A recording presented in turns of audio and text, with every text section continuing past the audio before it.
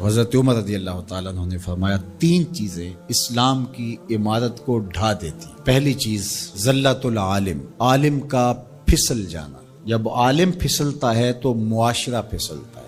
عبداللہ بن معتز نے کہا کہ عالم کے پھسلنے کی مثال کشتی کے اندر ٹوٹ پیدا ہو جانا، انکسار پیدا ہو جانا، سوراخ ہو جانا ہے.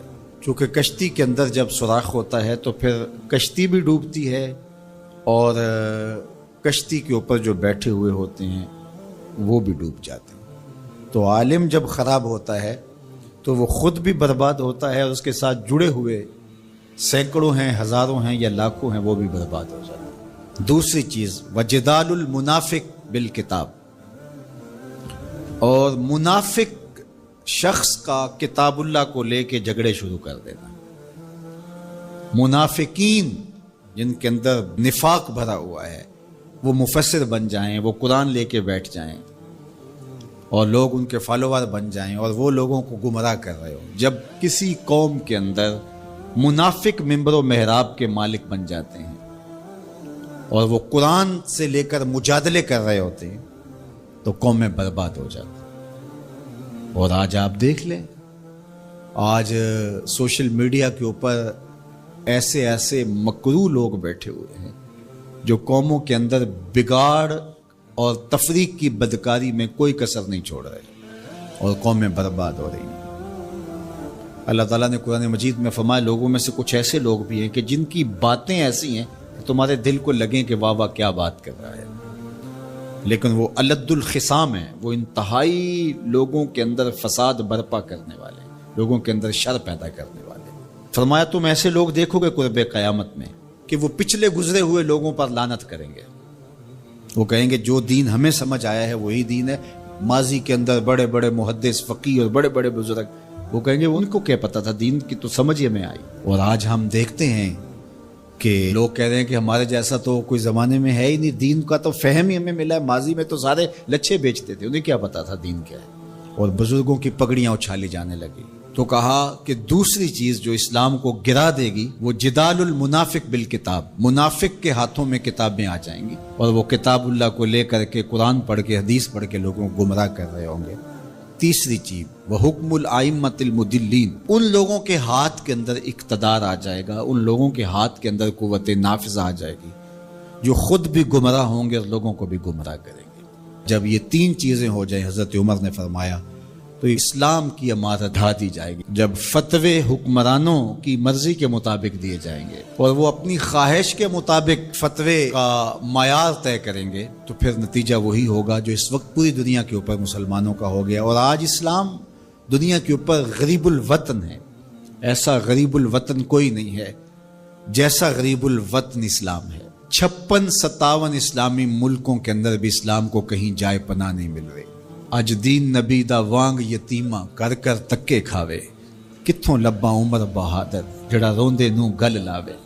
جب ہم ہی اچھے نہیں ہیں تو پھر رحمت کی چادریں تو نہیں تان دی جائیں گی ہمارے اوپر. یہ حکمران عذاب ہے ہمارے اوپر اور یہ ہمارے گناہوں کی سزا ہے. حجاج بن یوسف بصرے کا سخت گیر حاکم اپنے ہاتھ سے 70,000 لوگوں کو قتل کیا تھا، 90,000 لوگ اس کے حکم سے کٹے تھے. حضرت حسن بصری رضی اللہ تعالیٰ عنہ فرمایا کرتے تھے اگر پچھلی امتوں کے لوگ اپنے سارے ظالموں کو لے آئیں اور ایک پلڑے میں ڈال دیں، ہم صرف حجاج بن یوسف کو دوسرے پلڑے میں ڈال دیں گے، یہ پھر بھی بھاری ہو. صحابی رسول کو سین حرم میں ذبح کیا شخص، بہت ظالم شخص.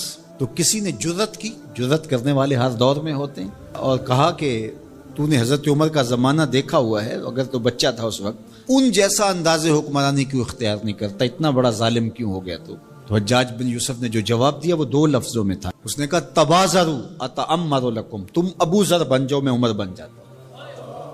جب عوام اچھی نہیں ہوگی تو پھر یہی اوپر ہوگا. جب میں کہتا ہوں الہی میرے احوال دیکھ، حکم ہوتا ہے اپنا نامہ اعمال.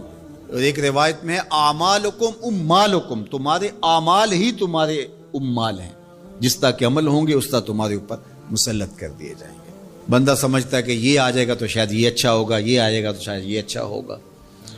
ایسے کافی دیر پہلے ایک حکومت گئی، پھر اس کی بعد دوسری آئی، تو وہ کوئی صحافی تھے تو مجھے کہنے لگے کہ آپ کیا اس پر کہتے ہیں؟ تو میں نے کہا کہ ہم نے پھولوں کی آرزو کی تھی، آنکھوں میں موتیا اتر آیا۔ تو یہی ہوتا ہے، جب تک ہم خود اپنے آپ کو صحیح نہیں کرنا چاہیں گے اتنی دیر تک کچھ بھی نہیں ہوگا۔ اور دوسری طرف یہ جو نظام ہے اس وقت ہمارے اوپر مسلط، ہم با دل نخواستہ قبول کیے ہوئے ہیں، اور یہ مشق تھی کہ چلو اس کے ذریعے سے کوئی بہتری کا راستہ نکلے، لیکن 70 سال سے وہ کولو کے بیل کی طرح وہی مشق ہو رہی ہے۔ سیاستدانوں کو تو یہ مسئلہ ہے کہ جمہوریت بڑی مقدس ہوتی ہے، ہمیں تو کوئی مسئلہ نہیں ہے کہ ہم اس کے قصیدے پڑھتے پھریں۔ جمہوریت ہے کیا؟ اقبال نے کہا تھا کہ یہ راز ایک مرد فرنگی نے کیا فاش، ہر چند کے دانا اسے کھولا نہیں کرتے۔ جمہوریت ایک طرز حکومت ہے جس میں بندوں کو گنا کرتے ہیں، تولا نہیں کرتے۔ چاہے ایک طرف 100 گدھے ہو جائیں اور دوسری طرف جو ہیں وہ سمجھدار ترین علماء ایک طرف ہوں، تو وہ گدھوں کی بات مانی جائے گی۔ جمہوریت تو یہی ہے نا۔ اور ہم صرف ملک کے معاملات کے اندر جمہوریت کی رٹ لگاتے ہیں، باقی معاملات کے اندر ہم نے کبھی جمہوریت نہیں دیکھی۔ جب بیٹے کا رشتہ کرنے لگتے ہیں تو گھر کے افراد کو بلا کے، رشتہ داروں کو بلا کے ووٹنگ کرواتے ہیں، یا صرف گھر کے 5-4 وہی جو صاحب الرائے لوگ ہوتے ہیں وہی بیٹھ کے فیصلہ کرتے ہیں؟ میں اپنے اس ادارے کے اندر جو فیصلہ کرتا ہوں ووٹنگ تو نہیں کرواتا۔ آپ اپنی فیکٹری کے اندر جو فیصلے کر رہے ہوتے ہیں تو وہاں ووٹنگ تو نہیں کروا رہے ہوتے لوگوں کو۔ آپ جو بھی معاملات زندگی کے چلا رہے ہیں، رشتے کرتے ہیں بچوں کے، فیصلے کرتے ہیں، کوئی چیز خریدنی ہے، کوئی چیز بیچنی ہے، اس شعبے کے ماہرین کو بلا کے رائے لیتے ہیں، سمجھدار لوگوں کو بٹھا کر کے۔ اس وقت آپ کی کچن کیبنٹ بھی ہوتی ہے، سب کچھ ہوتا ہے اس وقت۔ اور یہ ملک اس قدر بے توقیر ہے کہ یہاں آپ اس شخص کی رائے لے رہے ہو کہ جو بریانی کی پلیٹ کے اوپر بک رہا ہے، اور آپ کہہ رہے ہیں کہ اس ووٹ کو بھی عزت ہونی چاہیے، اس کو بھی وقار ہونا چاہیے۔ کیا بات ہوئی آپ کی؟ ہماری تقدیر اگر بدل سکتا ہے تو وہ نظام محمد صلی اللہ علیہ وسلم بدل سکتا ہے۔ نظام خلافت ہماری تقدیر بدل سکتا ہے۔ ہم مشق کرتے رہیں، جو بھی کرتے رہیں، کچھ نہیں ہونے والا۔ ماضی میں کتنی حکومتیں آئیں، بدلی، اب ایک حکومت آئی، اب یہ بھی شاید جانے والی ہے، قصہ تمام ہونے والا ہے۔ پھر اس کے بعد کیا ہوگا؟ یہاں ایجنسیوں کے لوگ بھی موجود ہیں، میں میسج دیتا ہوں، کوئی ملک کے اندر سے سنجیدہ لوگوں کو اکٹھا کرے۔ 22 کروڑ کی عوام میں سے کوئی 100 آدمی بھی نہیں ملے گا جو دیانتدار بھی ہو، خیر خواہ بھی ہو اس ملک کا، اور باصلاحیت بھی ہو۔ ان لوگوں کو بٹھائیں اور کوئی 10-15 سال کے لیے ان کے سپرد کریں ملک، کوئی معاملے سیدھے کریں۔ غریب کے لیے تو زندگی اتنی تنگ ہو گئی ہے کہ خودکشی منع ہے شریعت میں، ورنہ لوگ خودکشی کر لیں۔ یہ حالات اگر یورپ میں ہوں، دیگر ممالک میں ہوں، تو وہ تو اجتماعی خودکشیاں کریں۔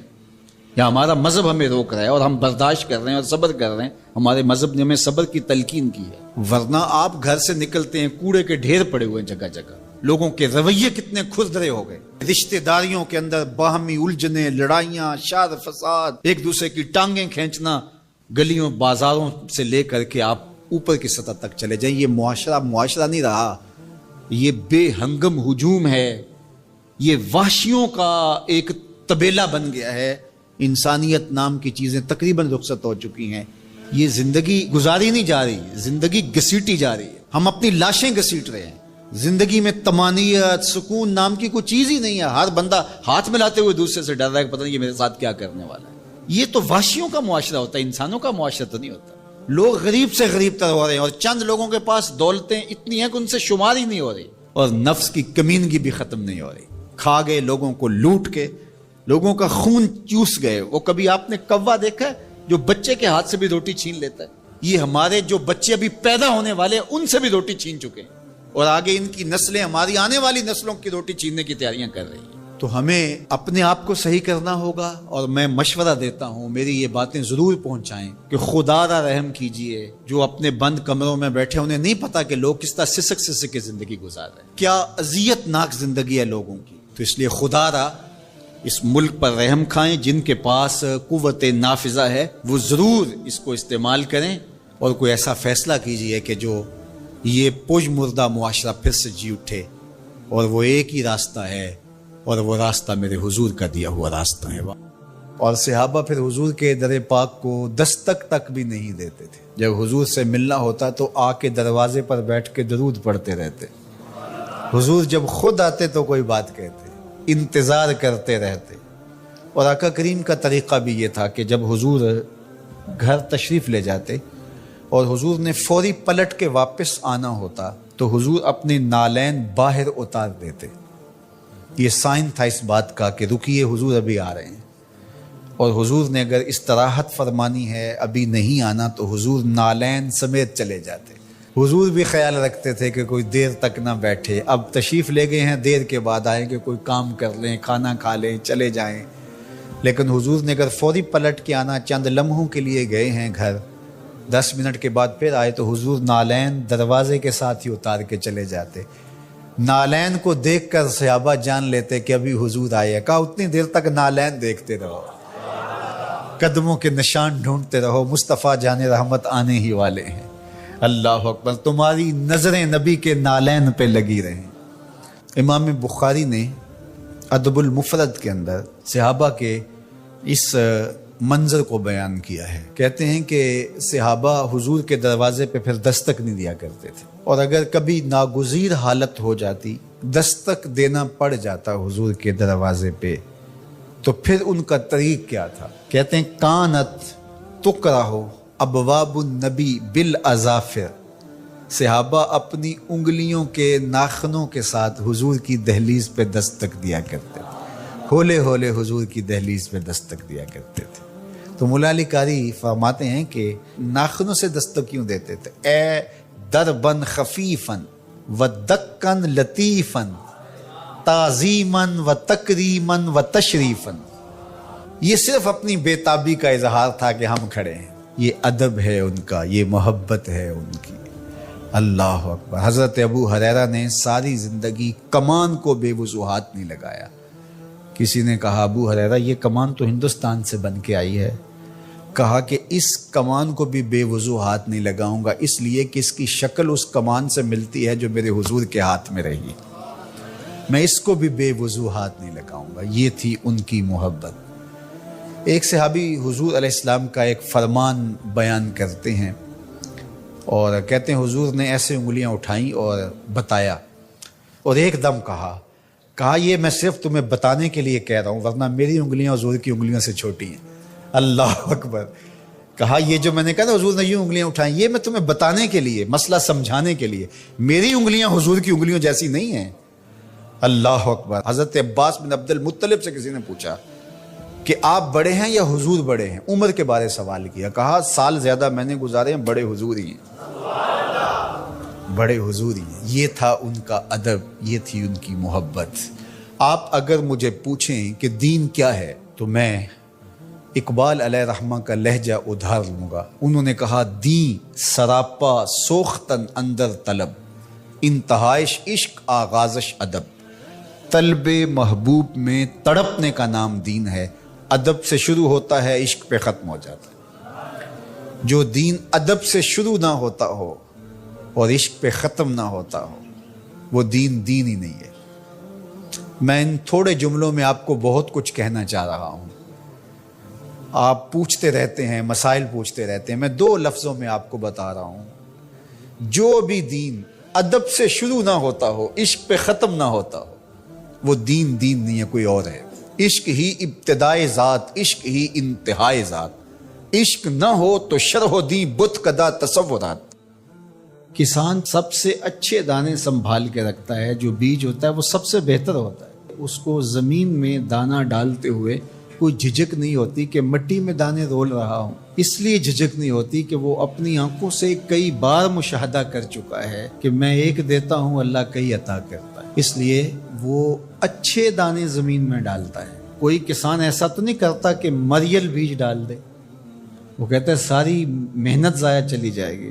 تو اسی طرح تم راہ خدا میں دو تو سب سے اچھا دو، یہ نہیں ہے کہ جو سب سے کمزور ہے وہ تم اللہ کی راہ میں دے دو۔ یہ ہم نے ایکسپورٹ کوالٹی نکال لی، باغ سے پھل توڑا، یہ ایکسپورٹ کوالٹی ہے، یہ دوستوں کے لیے تحائف تیار کر رہے، یہ گھر والوں کے لیے، یہ ہم منڈی میں بھیج رہے ہیں، اور باقی جو آخر میں رہ گیا کمزور سڑا ہوا اس کا ڈھیر لگا دیا، یہ غربا کے لیے۔ اللہ تعالیٰ فرماتا ہے کہ اگر تمہیں اس طرح کا دیا جائے تو تم اس کو قبول کرو گے، لستم بے آخذی ہے، تم کبھی بھی اس کو قبول نہیں کرو گے۔ تو فرمایا اللہ بھی غنی ہے، اس کی راہ میں ردی کیوں دیتے ہو؟ اللہ کی راہ میں سب سے اچھا دو۔ یہ تو پکی بات ہے، جس نے اللہ کے گھر کی تعمیر کی، اللہ اس کے لیے جنت میں محل بناتا ہے، اور یہ لازمی نہیں ہے کہ کوئی بہت بڑی جامع مسجد بنائی، بلکہ تتر کے گھونسلے کے برابر بھی اگر کسی نے مسجد بنائی، تتر کا گھونسلہ پوری اینٹ کا بھی نہیں ہوتا، آدھی اینٹ کا ہوتا ہے۔ دوسرے لفظوں میں کہیں، جس نے کسی مسجد کی تعمیر میں آدھی اینٹ دی، اللہ اس کا محل بھی جنت میں بناتا ہے۔ کتنا قریب! اللہ اکبر! حدیث پاک میں آتا ہے جب کوئی شخص فوت ہو جاتا ہے تو اس کے اعمال کا سلسلہ منقطع ہو جاتا ہے، لیکن 3 عمل اس کے باقی رہتے ہیں۔ ایسا صدقہ جو تسلسل کے ساتھ باقی رہتا ہے، مسجد بنوا دی، دارالعلوم قائم کر دیا، پانی کا کنواں کھدوا دیا، ہاسپٹل بنا دیا، ایسا سلسلہ کر دیا کہ جو جاری رہتا ہے۔ دوسرا، او علم ينتفع بہ، یا ایسا علم جس سے لوگوں کو نفع پہنچے۔ ادارہ قائم کیا، لوگوں نے وہاں حفظ قرآن کیا، دین کا علم سیکھا، لوگوں کو فائدہ پہنچا۔ جب تک علم آگے بڑھتا رہے گا، جس نے انتظام و انصرام کیا، اللہ اس کے نامہ اعمال کے اندر اجر داخل فرماتا رہے۔ بلکہ اس کی تشریح میں دیکھ رہا تھا کہ صرف علم دین ہی نہیں، ہر وہ علم جو نافع ہو، اگر کسی نے کسی کو کوئی ہنر سکھا دیا اور اس کے ذریعے وہ حلال رزق کمانے لگا، اپنے بچوں کی ضرورت کو پورا کرنے لگا، جس نے ہنر سکھایا تھا اللہ اس کو بھی اجر عطا کرے گا۔ یہ جو بخل کرتے ہیں نا کہ کوئی ہنر سیکھنے آ جائے تو اس کو وہ 3 4 ماہ تک کاج کرنے پہ لگائے رکھتے ہیں۔ یہ ورک شاپوں میں جو کچھ ہوتا ہے، وہ استاد اسے فن دیتا ہی نہیں، چھپا کے رکھتا ہے۔ 8 سال 7 سال کھجل کرتا ہے اس کو، حالانکہ جو بچہ سکول نہیں جا سکا اور ورک شاپ میں کام سیکھنے آیا ہے، درزی کے پاس کام سیکھنے آیا ہے، اور دیگر کوئی فن سیکھنے آیا ہے، تو اس کا مطلب ہے کہ گھر میں غربت اتنی ہے کہ یہ بچہ پڑھنے نہیں جا سکا، مجبوریوں نے اسے کام پہ کھینچ کے بھیج دیا ہے۔ یار 3 ماہ لگا دیے اس کو صرف کاج سکھانے پہ، اور اس کو پانا دے کر کے صرف پہیہ کھولنے پر 3 ماہ ضائع کر دیے۔ آپ اس کو 6 ماہ میں کاریگر بنا کے بھیج دیں، وہ روزی کمانے لگے گا، عرش کا رب آپ پہ بڑی رحمت نازل فرمائے۔